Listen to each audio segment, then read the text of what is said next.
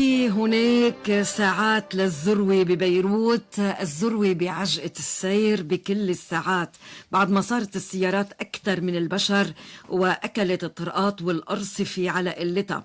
فخلال 10 سنوات قفزت أعداد السيارات المسجلة إلى رقم كتير كبير. للحقيقة اليوم نحن بدنا نحكي عن موضوع آخر، بس عم نطرح الواقع شو عم بيصير على الأرض. اللبنانيين بيتذمروا من عجقات السير، فيما أغلب السيارات على الطرقات ما بتحوي غالبا إلا شخص واحد، وهو السائق المتذمر من العجقة. فطبعا رغم العجقة ما بيتخلى اللبناني عن البرستيج، وكمان بيمشي لوحده بالسيارة وما بيقبل انه يطلع بوسيلة نقل اخرى. على كل حال المشكلة مش بس بالبرستيج بلبنان، المشكلة بصحتنا وبيئتنا، وقديش عجقة السير بتسبب تلوث هواء، يعني من خلال انبعاثات السيارات، وشو ارتداداتها البيئية والصحية. لأول مرة رح نحكي اليوم عن دراسة جديدة، رح نحكي عنها بعناوينها مش كلها لأنه وعدناها لدكتورة نجاة صليبة. هي ستنشر بمؤتمر صحفي ب 11 نيسان، دراسة انعملت مع وزارة البيئة اللبنانية عن انبعاثات السيارات بلبنان، قديش هالانبعاثات سامة وقديش خطرها على الإنسان، شو بيعملوا بالدول وشو عم نعمل نحن بلبنان. أنا بدي أشكرك الباحثة بتلوث الهواء بقسم الكيمياء في كلية العلوم والأداب الدكتورة نجاة صليبة بالجامعة الأمريكية، لأنك خصيتي صوت لبنان برنامج نقطة على السطر لتقلي لنا المعلومات الأولية عن هالدراسة حول الانبعاثات على الطرقات من السيارات. صباح الخير. صباح النور. أهلا وسهلا فيكي. العافية. يعني طبعا هي دراسات، دايما في دراسات بالجامعة الأمريكية، ودايما في يعني تقارير عن الواقع الحال بلبنان، تلوث الهواء نتيجة الانبعاثات. بس السيارات بتزايد وعجقات السير يعني عم بتكون يعني ما عم بتشوفيها بالعالم كتير فائقة وزايدة، فطبعا الخطر عم بيزيد، مش هيك؟ شو أولوية عندكم؟ ليش دايما بتعملوا على الهواء ودراسات عن تلوث الهواء؟ هو السيارات بتعتبر بلبنان من أهم المصادر اللي بتلوث الهواء، لأنه ما عنا معامل قوية، يعني وخصوصا بالمدن الكبيرة مثل بيروت وصيدا وطرابلس ما في شيء مسبب لتلوث الهواء أكتر من السيارات. منشان هيك نحن منركز على قصة السيارات ومنجرب نشوف قديه من هيدا المصدر عم بيؤدي لتلوث بيئي أكيد بالهواء عم نحكي. طيب العنوان العريض إنه في ازدياد تلوث لأنه في عدد سيارات أكتر، لأنه في عجقات سير أكتر، ولأنه ما في حلول. ما في حلول أبدا، غايبة. هلأ قبل الحلول في عنا شغلة إنه بكل الدول في عندهم هن معدل، يعني بيدرسوا بيقولوا هاي السيارة لأنه بتطلع كتير سموم هي وعم تحترق هي وماشي ممنوع توصل على لبنان. نعم. يعني في قوانين بتحدد من أي نوع وأي موديل وأي سيارة ممكن تكون موجودة على الأرض وعم تمشي وأيها ما لازم تكون موجودة. يعني هيدي أكتر شيء بيشتغلوا عليها بالدول، إنه من بيقولوا لها يعني بأوروبا مثلا بصير التاكس كتير عالي على السيارات القديمة اللي بتطلع سموم أكتر، وهيدا الشيء مش موجود عنا، وهيدا الشيء اللي عم بيؤدي إنه هالسيارات الموجودة تطلع سموم أكتر من غير بلدان، وما في شيء بحد من خطره. بالمقابل يعني عم يمنعوا بالدول العالم المتطورة. لا شفنا بفرنسا شو عم بيعملوا، بالدنمارك، بكل الدول يعني كمان بيفرضوا على السيارات أو الشركات اللي بتصنع سيارات إنها تكون عم بتصنع بطريقة بيئية، مش زيادة الطين بلة. بس عنا بلبنان طبعا نحن منجيب سيارات ولا بنسأل عنها. لا هي المشكلة إنه وقت تبطل مسموحة بأوروبا بتصير عنا. يعني نحن نستوردها.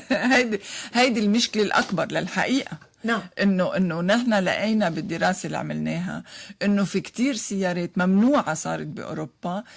شو بتصير بعد فتره بتشوفيها صارت كلها مستورده وكتر عددها بلبنان. هيدا موضوع كتير كتير مهم. زياده على ذلك هلا اخر شيء ليه صارت هالسير تفاقم بطريقه كتير غريبه، لانه شو عملوا؟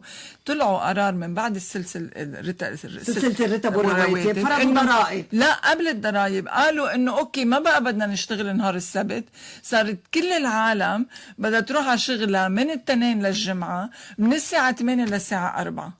يعني بالقبل كان في ناس تفل الساعة 2، كان في ناس تفل الساعة 3، وكان في ناس تفل 4 و5. هلأ صرنا كلنا على الطريق بنفس الوقت، وهيدا شيء كتير صعب. يعني بكل البلدان كمان بيعملوا شيء تفاوت بالنظام العمل حتى يخففوا من سرعة السير. يعني بلوس أنجلوس مثلا في ناس بتبلش 6 لتقدر تفل 2، في ناس بتبلش 7 وكذلك. يعني نعم.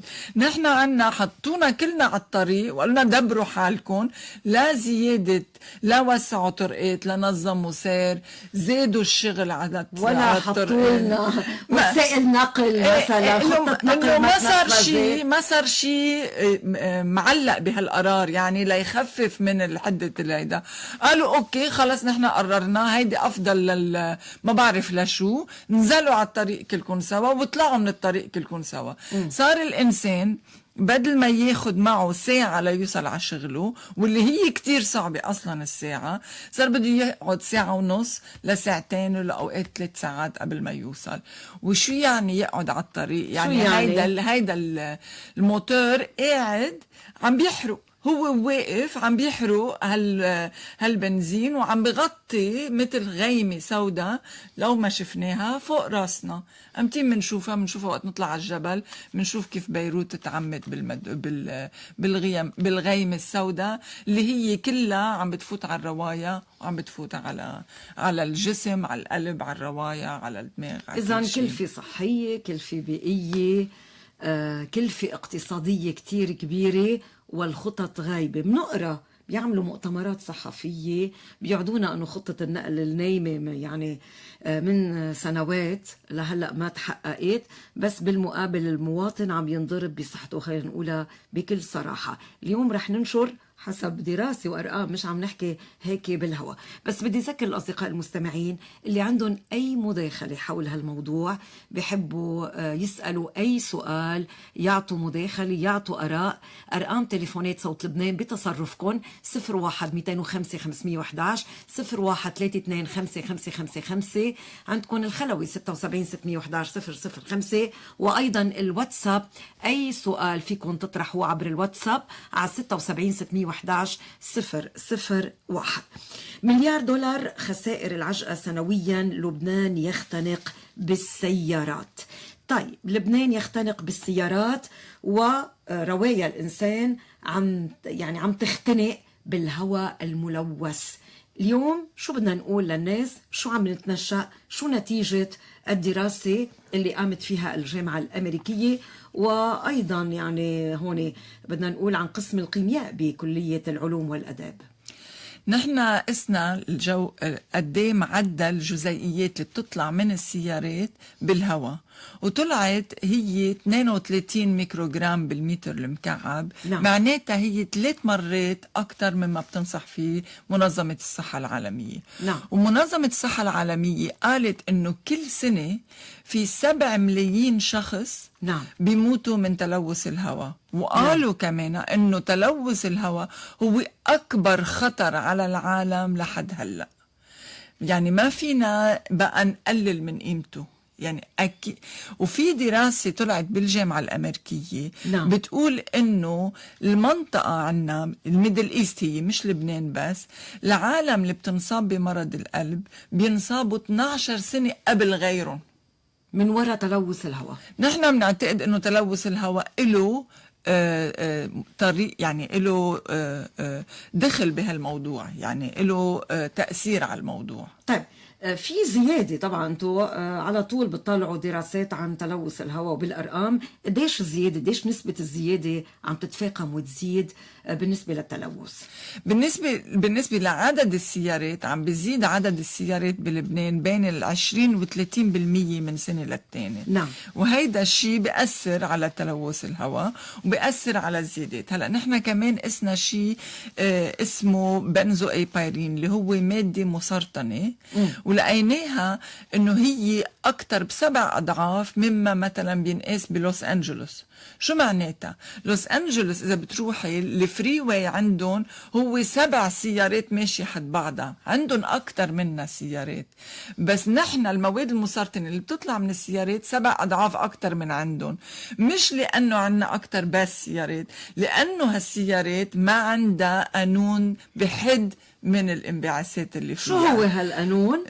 انه ما تشتغل مثلا؟ لا، انه في سيارات عمرها 19 سنه و20 سنه، هيدي اكيد في عندها يعني ما بتحرق بقى مثل ما بتحرق السيارات الجديده، ولازم يكون في قانون او برنامج يساعد هالناس اللي عندها سيارات قديمه انه تتخلص من سياراتها ويجيبوا لهم او يساعدون ليأمنوا سيارات جديده. يعني هيدي بيقولوا لها شو هو المعدل العمر تبع السيارات اللي بتمشي على الطريق. نحن معدلنا لقينا بيراوح بين 18 و 19 سنة. نعم. وهذا شيء كتير خطير، لأنه التكنولوجيا كتير تغيرت من 19 سنة لهلأ، وتحسنت الاشياء، السيارات كيف تعمل انبعاثات.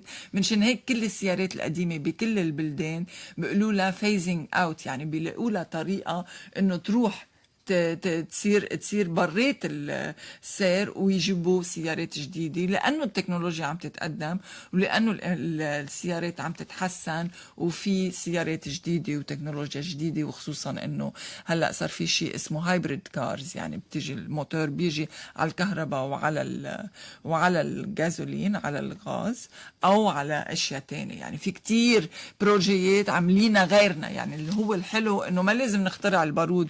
في ناس عملوا كتير اشياء، لازم نحن بس نشوف شو بيناسبنا ونشتغل عليه. مش بس نحن، يعني كمان عندك البنك الدولي، عندك الدول المعنية بهالأمر واللي موجودة عنا وبوزاراتنا.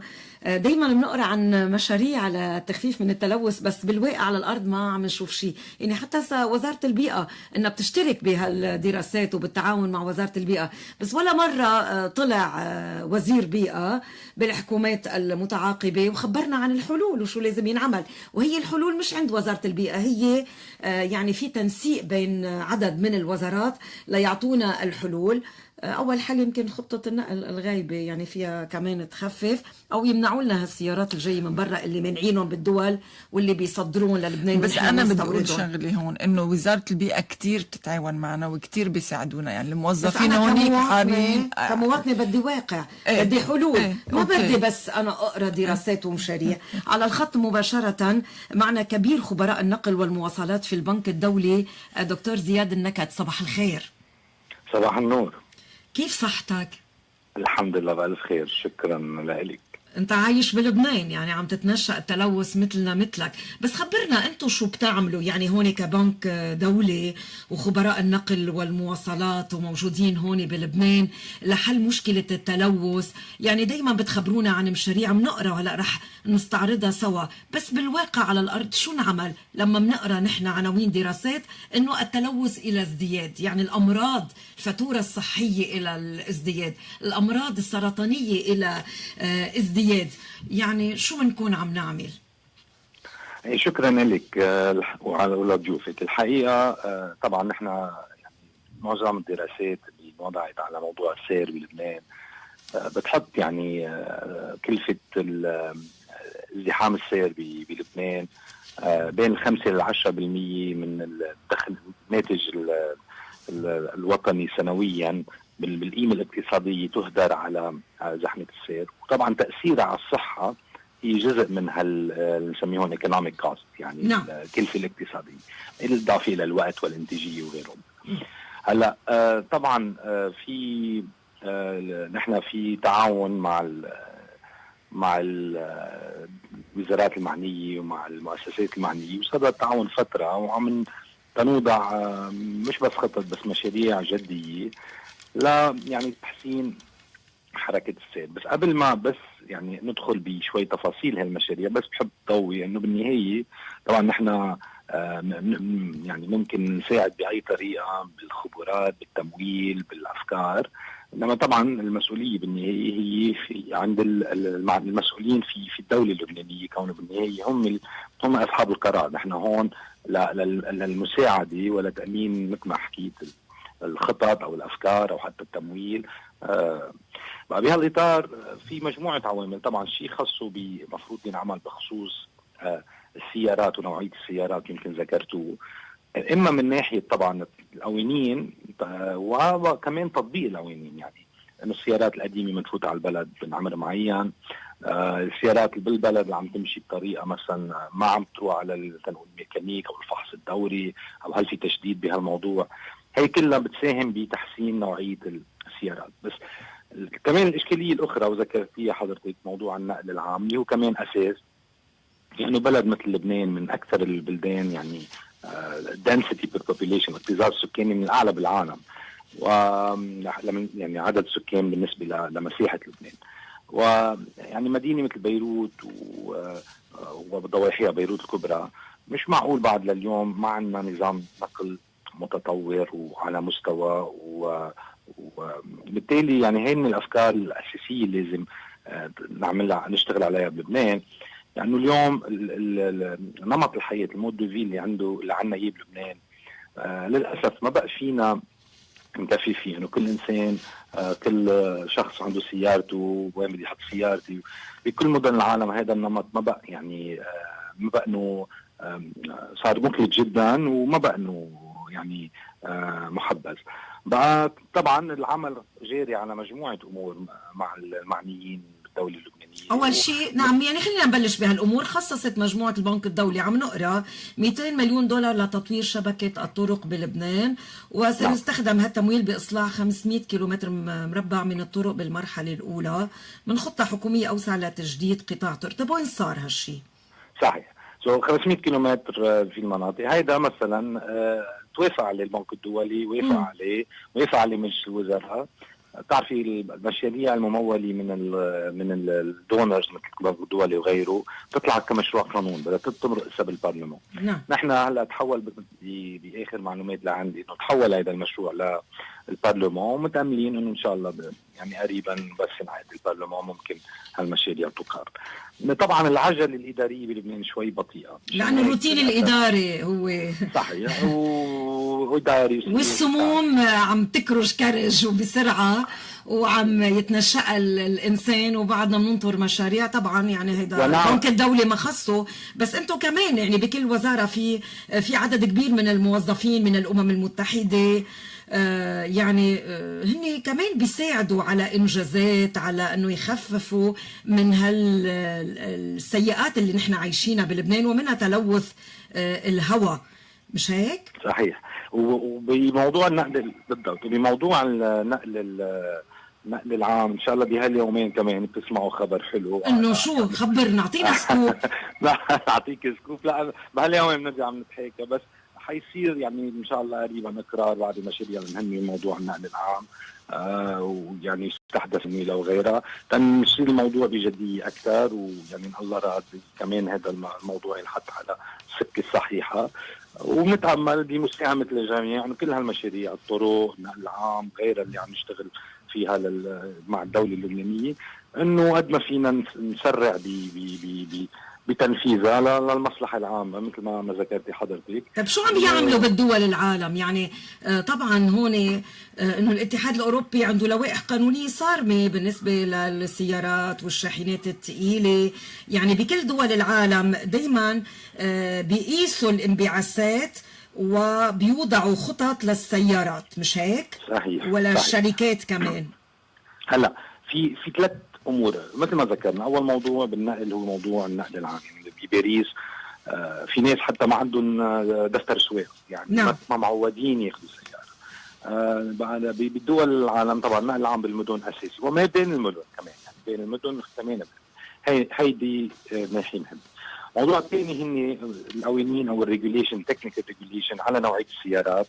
مثلا باوروبا بالاتحاد الاوروبي في نوع بسمون يورو 1 2 3 4 5 6، صرنا اليوم باليورو 6. بقى هيدي كمان بتضبط انه نوع السياره اللي تصنع عندها مواصفات معينه، بتستهلك وقود بطريقه معينه تتخفف من الانبعاثات. هيدي الشغله الثانيه. والشغله طبعا هي كمان عمر السيارات قديش. نعم، حكينا عنها بالضبط. نعم. ونوعيه الوقود، يعني هلا اليوم طبعا في سيارات صارت بتشتغل على الكهرباء، صار في سيارات هايبريد، صار في سيارات بتشتغل على الغاز. يعني كلها هيدي مثلا نوعيه الفيول، طريقه حرق الفيول، كلها هيدي بيحطوا لها ستاندردز وعمر السياره، وهيدي بتحد من انبعاثات من السياره. نعم. في بالنسبه للشاحنات، نعم. بس اخر نقطه عفوا، بالنسبه للشاحنات ولنقل البضائع كمان مشان الازدحام المروري بيحددوا لهم اوقات معينه للسير، يعني بالليل او باوقات معينه، ما يساهموا كثير بالازدحام المروري. يعني هذه الخطوط العريضه كما فوت كثير بالتفاصيل. ونحكي سيارات على المازوت مثلا. هلا هيدي المازوت في بيسموه الديزل، يعني الديزل نوعين، في اللايت ديزل الخفيف باوروبا كان مسموح، بس هلا عم تطلع كل القوانين عم تمنعه. في الهيفي فيول ديزل اللي بيستعمل بالشاحنات وكذا، طبعا هيدي يعني هيدا ما بيستعملوا بالسيارات وبالنقل.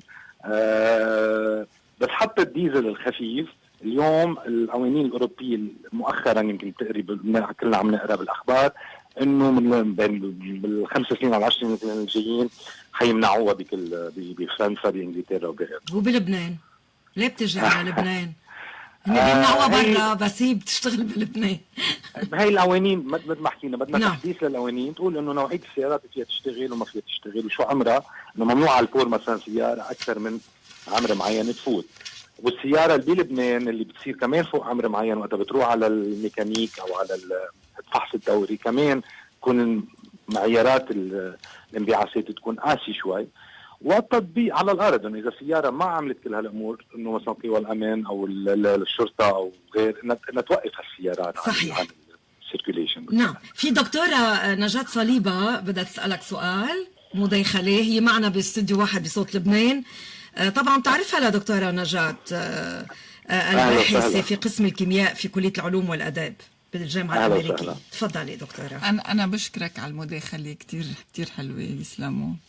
بس أنا بدي أسأل سؤال، بلكي نحن منجرب نستبق الأمور بما أنه منعوا الديزل بأوروبا، بلكي بنعمل قانون هلأ قبل ما يبلشوا يستوردون لعنا، ونرجع بعدين نعلق بمشكلة أنه بطلوا موجودين بأوروبا لازم يصرفون شي مطرح وصاروا كلهم عنا هون. بلكي بنستبق هالشغلة ومنجرب نقول خلينا نضغط ونقول ممنوع يستوردوا سيارات الديزل اللي بدها أوروبا تكبهم. شو رأيك؟ هي يعني فكرة جيدة طبعا، بس ولازم مثل ما قلتي انه يصير حوار مع المسؤولين لتوعيتهم عن الموضوع بالضبط. نعم. بس للاسف نرجع على موضوع العجله الاداريه.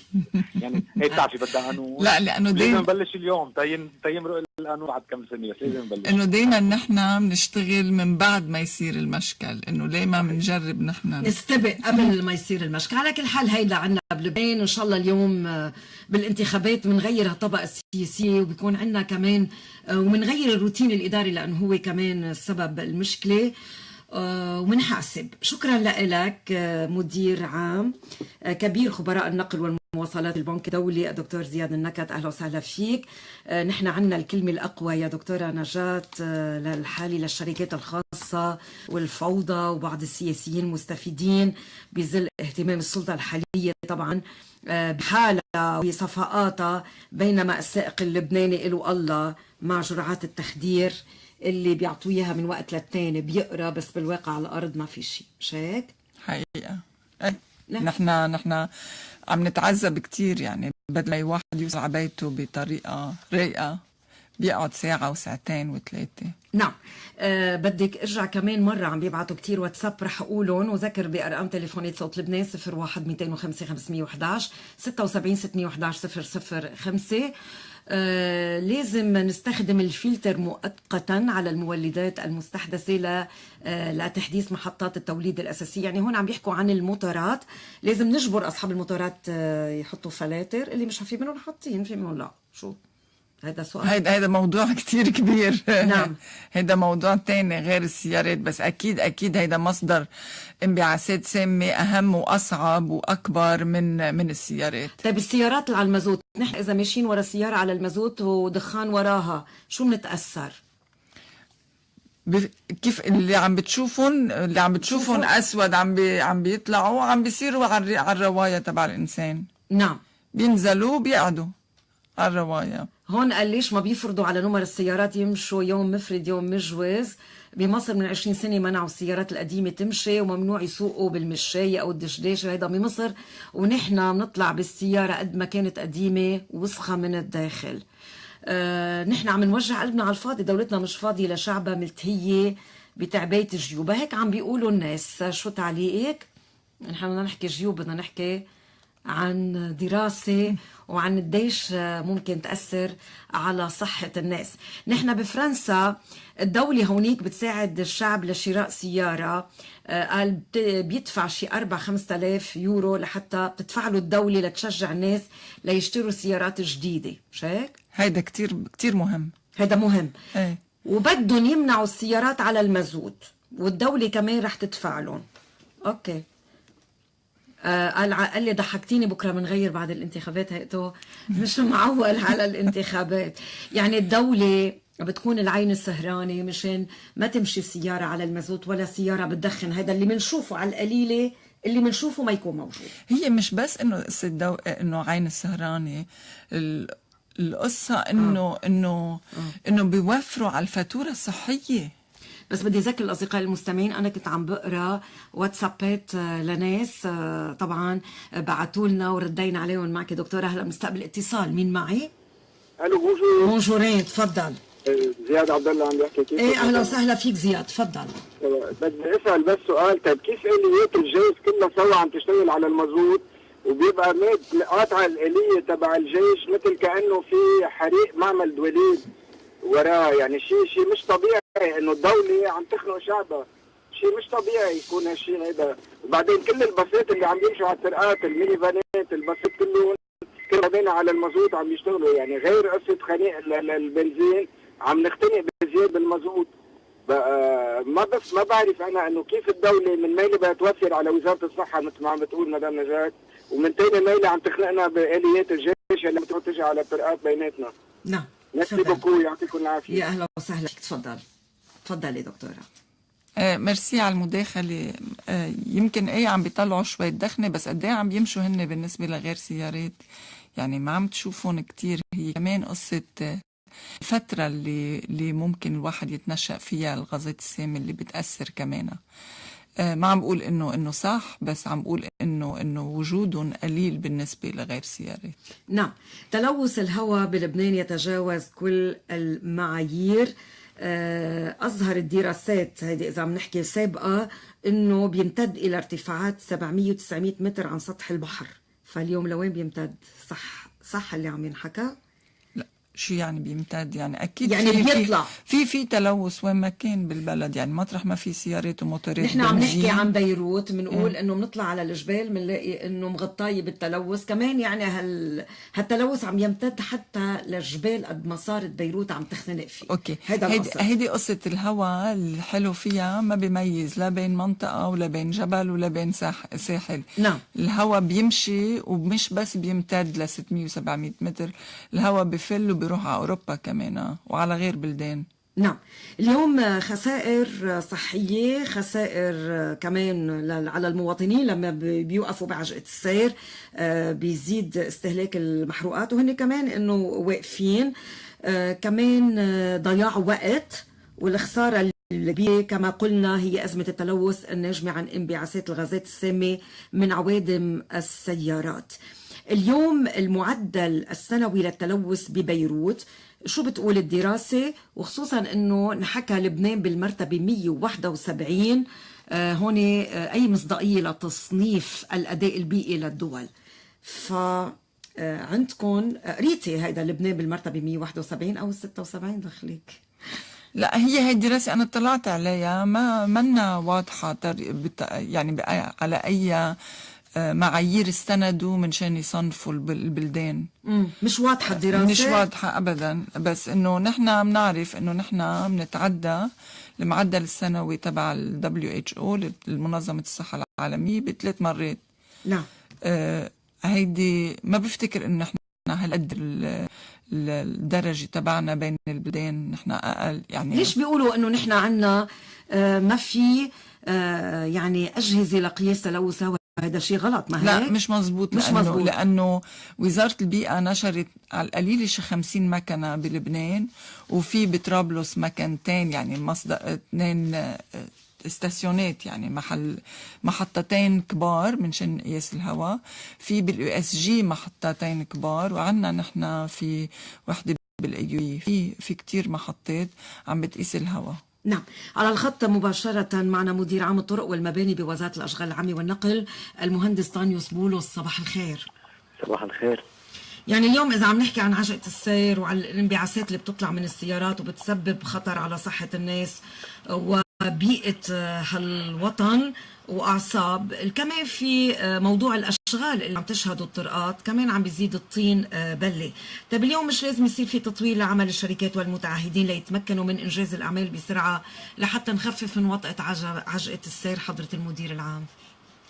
يعني هو المفروض اللي حضرتك عم تحكيه انه يصير، ونحن يعني بسياق عمل الوزارة يعني أقدمت على كتير خطوات متقدمة بهالموضوع. يعني أجبرت المتعهدين اللي عم بينفذوا أشغال ملزمة من قبل وزارة الأشغال العامة والنقل إنه يقوموا بأشغال بطريقة سريعة، وعلى حتى يعني يشتغلوا بساعات الليل. نعم، بس هيك عم بيصير بالمناطق اللي هي ممكن ينشغل فيها بالليل. ببيروت المواطنين أكثر شيء بيحسوا، لأنه وزارة الأشغال ما بتشتغل عادة ببيروت. بلدية بيروت بتنفذ أشغال ضمن نطاق مدينة بيروت، بس خارج بيروت عم بيصير هيك بالأشغال اللي عم بتقوم فيها الإدارة. تقريبا يعني ما عم نتجنب كثير إنه تطول الأشغال ويصير في عرقلة لأمور المواطنين وتنقل المواطنين بهالمناطق. نعم، يعني هيئة إدارة السير بتوثق المشاكل اللي عم بتصير على الطرقات وبترسلها إلى الوزارات المعنية، لكن المشكلة يقال إنه عشرات الكتب ترسل إلى وزارة الأشغال لحل مشكلة طريق ما أو حفرة أو ريجار، ولكن في غياب تام للتنسيق. ما بعتقد كثير دقيق الموضوع، بس لأنه نحن والسير يعني غرفة التحكم المروري والمجلس الوطني للسلامة المرورية تنسيق تائم نحن وياهم، وباتصال شبه يومي. في كتير مشاكل عم نحلها فورا، وفي مشاكل يعني انه تبقى بتتاخر شوي، بس بالنتيجه عم تنحل الامور. نعم، يعني هيدي مطلوبة منكم. وخطة النقل وين صارت؟ كأنه وعدنا اليوم من ضيفنا الدكتور زياد النكت كبير خبراء النقل والمواصلات بالبنك الدولي، كأنه في بشرة أنه رح يصير في هلأ بهاليومين كأن خطة نقل واقع، مش بس بالكتب. مزبوط اللي عم يحكي عنه الأستاذ زياد مزبوط، لأنه نحن وياه كنا موجودين بالاجتماع، وهذه سلسلة اجتماعات متواصلة من 2 ومن 3 سنين تم التحضير لها، وإن شاء الله إنه قريبا هذه يعني تاخذ طريقة للتنفيذ. شو اشتريتوا البساط؟ ايه نعم ايه. لا متفاجئة ليش يعني هيدي لا نحن بزمان اشترينا بساط وبقوا واقفين لهلا. ما اشتغلوا، أولاد بدهم يشتغلوا هالمرة. هالمرة اللي بدهم يشتغلوا إن شاء الله. ايه نعم. يعني وين؟ ببيروت؟ خطة جدية. الخطة هي رح تتنفذ فقط ببيروت وخارج بيروت. نعم.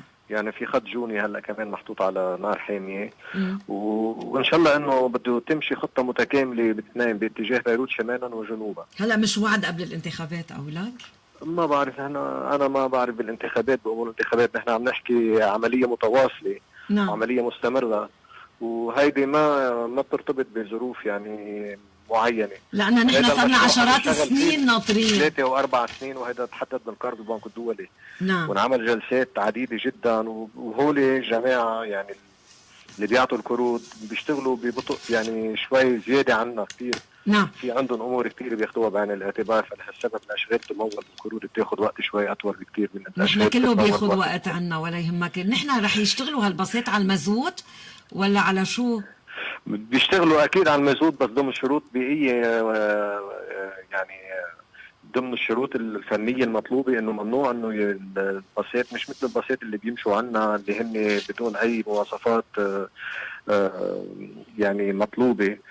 يعني بيمشي الباص ماشي على النزوط كانه ماشي على البنين، ما بتصير بريحه مثل اوروبا. هن هودي باصات اوروبيه ومجهزين بكافه الشروط الفنيه المطلوبه، منهم مصنعين لا بلبنان ولا مصنعين ببلد انه لا لبنان، هن مصنعين باوروبا او بامريكا، لا بلد اللي هو اوروبا او بامريكا. يعني مستوفين شروط السلامه العامه، مستوفين شروط الفنيه للمحافظه على البيئه والمجتمع المحيط. نعم. في الدكتورة نجاة صليبة بدها توجه لك سؤال، يعني هيك سؤال سريع وجواب سريع لأنه بدنا نوقف ونسمع أسعار البورصة والعملات بسوق بيروت. تفضلي دكتورة. اي مستر بولس، بس بدي توضيح واحد، انه نحن دائما بنشتري وقت نشتريهم جديد للباصات بيكونوا اكيد مطابقين للمعايير الاوروبيه او الامريكيه، بس شو الخطه اللي عاملينها حتى ندل على طول يدلوا هالباصات يستعملوا بطريقه صحيه، يعني مش بعد 6 اشهر يرجعوا يطلعوا الغازات اللي بيطلعوها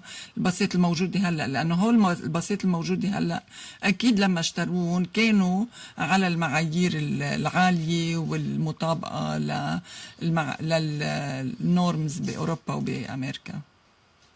يعني انتم قصدي سؤال كثير مزبوط. ايه؟ كان بالاساس انه تنجاب الشغله، تنجاب ينعمل عمل معين، ان كان عمل فني او اي موضوع تاني بيتعلق بالطرق، بس هي المشكله بالصيانه يلي هي بتتبع العمل هيدا، ان كان على صعيد السيارات ولا الطرق ولا شيء. هلا اليوم بعد اقرار قانون الشراكه ان شاء الله رح نشتغل نحن والقطاع الخاص بكثير الامور، بكثير بروجيات عم تتحضر هلا رح يتم بالتنسيق مع القطاع الخاص، ورح يتولى جزء منها القطاع الخاص، وهيدي شغله كثير منيحه. ان شاء الله هالاشياء هيدي انه رح تنحل بسياق هالموضوع هيدا، شكرا انه بتمشي بالطريق الصحيح. نعم، شكرا لك مدير عام الطرق والمباني بوزارة الأشغال العامة والنقل المهندس طانيوس بولس. بنسمع أسعار البورصة والعملات بسوق بيروت، وبعدك منتابع سياق الحلقة مع دكتورة نجاة صليبة.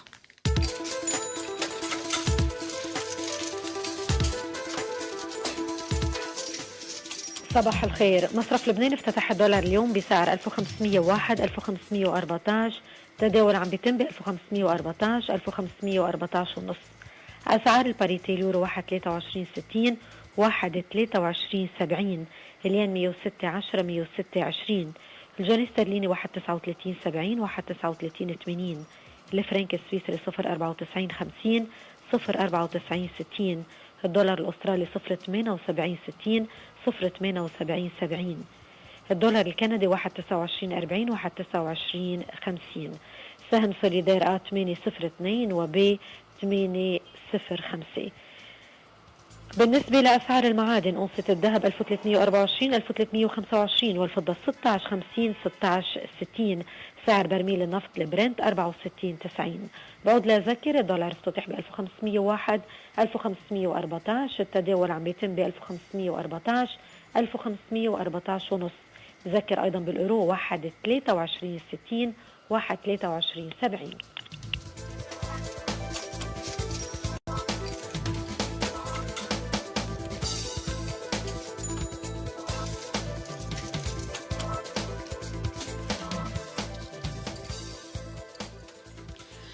منتابع نحن وياكم نقطة على السطر عبر إذاعة صوت لبنان مع ضيفتنا الباحثة في تلوث الهواء في قسم الكيمياء في كلية العلوم والأداب بالجامعة الأمريكية الدكتورة نجاة صليبة. نحن لايف فيسبوك فويس اوف لبنان 100.5 هالحلقة طبعا عم بيشوفونا الناس. كمان بدي بس اقرا واتسابات للناس هون عم بتقلي نحن للحقيقة عتلانين هم الدولة وهي مش عتلانة همنا. في أسئلة كتير من الناس صباحو كل دول العالم تهتم بشعبها، بلبنان الشعب بده يعتل هم الدولة. هون عم بيقولوا لنا طبعا إذا التلوث بده يستمر مع هيك نظام رح يصير عنا ألزهايمر ورح نبدأ بهالمرض بعمر 20 سنة، لأنه كل هالدراسات بتدل أنه التلوث بيوصل إلى الرأس بالأول. صح؟ مظبوط. عن جد؟ ايه. في دراسات جديدة عم بتقول انه في علاقة بين الألزهايمر والتلوث الهواء. نعم. وقت عملوا سياسيين، عم نقرأ من الواتساب هلال، وقت عملوا سياسيين صفقة طفاية الحريق والمثلث العاكس طلعوا قانون لحتى كل العالم تشتريهم وأقاموا حواجز، وبعدين ما عاد يدققوا فيهم. يعني هون الناس عم تحكي عن الدولة إنه كيف نسيتهم إذا في استفادة فقط هن بيتحركوا بالدولة، وإذا ما في استفادة ما بيتحركوا. يعني رايحين نحن والناس راجعة بلبنان عم بيستوردوا باصات على المازوت، ونحن بأوروبا عم بيقول هون بباريس هو عم بيحكينا وقفنا الباصات وصارت كلها على الكهرباء. شو رأيك دكتورة نجاة؟ ما حكينا فيها انه نحن خايفين انه هالباصات المازوت اللي هن اكيد منيح لما بيشترون جديد، خايفين من شيء اسمه صيانه وشيء اسمه متابعه. يعني باول سنه رح يشتغلوا مزبوط، بس شو بده يصير بتاني سنه وثالث سنه؟ نعم. على كل حال اليوم أية مصداقية لتصنيف الأداء البيئي للدول؟ كنا حكينا عن أنه لبنان بالمرتبة 171 أم بال67. اليوم هلأ عملتي سيرش، شو الحقيقة لبنان نحن بأي مرتبة من التلوث؟ نحن بمرتبة 67 من أصل 180. نعم. يعني كيف يعني كيف تقري هالمرتبة؟ لا بس اليوم؟ خليني افسر شغله، انه نحن مش ممكن نصير هي كل ما يكون السكور اوطى كل ما يكون مش منيح. نعم. يعني 67 تقريبا نحن بالنص.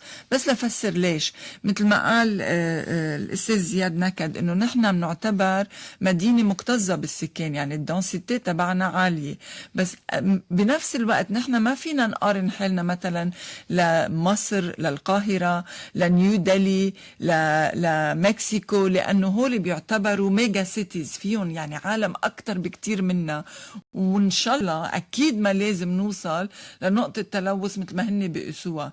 يعني نحن مدينة صغيرة، قد ما يعلى التلوث ما رح يوصل لهود النتائج. منشان هيك نحن دايما بيكون مرتبنا او الرانك تبعنا بالنص تقريبا. نعم. يعني 67 من اصل 180 منه كتير واطي، بس منه منيح.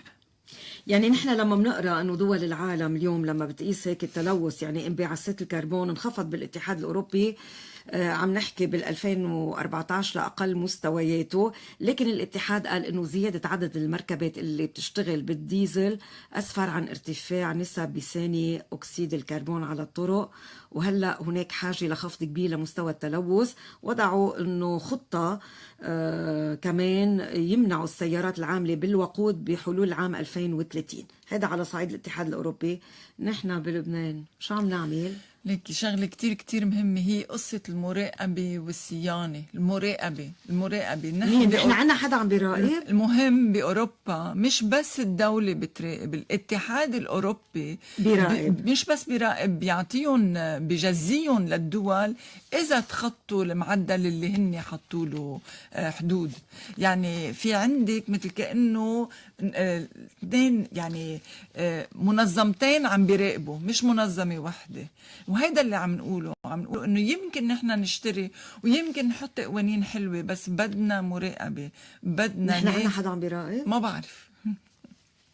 ما بعرف. نستقبل اتصال. مين معي؟ يعطيك العافيه مدام، مواطن معك. يا اهلا وسهلا فيك، تفضل. هي المشكله اذا جبنا الباصات بس ما في لهم طرقات، يعني عم بتزيد عدد السيارات، يعني عم نزيد الطين بل مثل ما بيقولوا، لاني متكلين الناس يطلعوا بالباصات ويتركوا السيارات. ما حدا برستيج، حكينا عن البرستيج. ليه؟ سيفتي. مش برستيج، لا مش برستيج مدام، ما في سيفتي على الطرقات اصلا. يعني عندنا بلبنان ما في سيفتي على الطرقات. مثل هلا مثلا في حفريه عاملينها بالاسد بالانفاق، بنوسعوا الاوتوستراد لها شهر. يعني قوى الامن الداخلي مثلا ما بتضغط على وزاره الاشغال تخلص الطريق. يعني هلا مثلا واقف على خط الوزاع عم بحكيكي، فاتحين خط بعكس السير للعالم توصل على اشغالها، بعد العالم ما وصلت على اشغالها. يعني هلا عم بحكيك الساعه 10:10، انا هلا على الوزاعي واقف، العالم بعد ما وصلت على اشغالها، يعني بدها تنزل على الوسط على بيروت يعني لتوصل على شغلها بعد ما وصلت. يعني ما في عندنا طرقات مجهزه، حتى لو جبتي باص يعني ما بيخفف العجقه الباص. يعني هيدا برسم المسؤولين كنا سألنا طبعا مدير عام بيحكونا هلا شو اسمه بالشعارات الانتخابيه بدنا نخفف العجقه. كيف بدك تخفف العجقه؟ على اي اساس؟ ما انت ما عندك خطه اصلا للسير، ما في خطه للسير للبنان، ما في خطه. عملوا قانون سير طبق منه بس الغرامات، قانون سير بس علوا الغرامات وعلى السيت ما عملوا شيء، ما حسن هو ذاته القديم، بس علوا الغرامات ما اكثر من هيك. نعم. وبعد منقول وحسب دراسة جديدة عندنا 33 ألف عدد لوحات عمومية بمقابل 30 ألف لوحة عمومية مزورة. عندنا 4000 عدد ميني باص شرعي بمقابل 12 ألف غير شرعي. عندنا 2000 من عدد الحافلات الكبيرة البوسطة الشرعية بتقابلها 1600 غير شرعيين. وأي قانون سير عم يتطبق؟ هيدا سؤال برسم المعنيين. كمان مستقبل اتصال. مين معي؟ الو مرحبا. مرحبتين، تفضل. معك نص مواطن، اسمحي لي اقول لك. ليه؟ لانه عندي باسبور لبناني وباسبورتين. الفكره وين؟ الفكره انا بصراحه بشوف الموضوع من ناحيه فاينانشال برسبكتيف. يعني بشوف انه الدوله بما انه ما في ولا اي سورس اوف انكم، ما في ولا اي مصدر للدخل للدوله او محدودين جدا، فالدوله بتستخدم الامبورتيشن تاكس لحتى تطلع لها سورس اوف انكم. لذلك الدولة أي سيارة أنت بدك تشتريها هون بلبنان، بس أنا يعني نص حياتي ببلد ثاني. نعم.